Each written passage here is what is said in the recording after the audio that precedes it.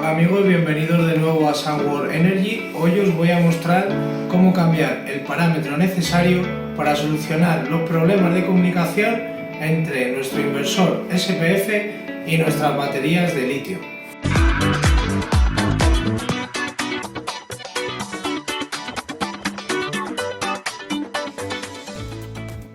Muy bien, como podemos ver, nuestra batería está parpadeando porque de momento no tiene comunicación con nuestro inversor. Entonces nosotros accederemos a su menú. Dejaremos pulsado el botón de Enter.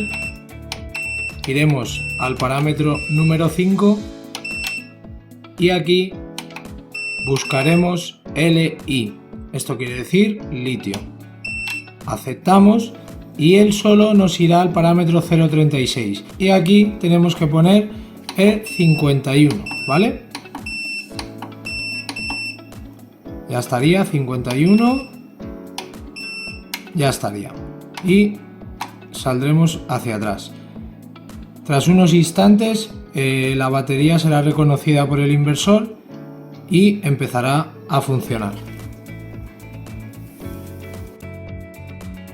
Como podemos ver, tras esperar unos segundos, la batería ya nos aparece dentro del display del inversor y su número de rayas nos indica el porcentaje de carga que tiene en este momento. Bueno amigos, muchas gracias por ver nuestros vídeos, esperamos haberos ayudado en todo lo posible. Si necesitáis aclarar cualquier duda, no olvidéis, en la descripción de nuestros vídeos tenéis el contacto para hacernos las preguntas necesarias y sobre todo suscribiros a nuestro canal. Muchas gracias.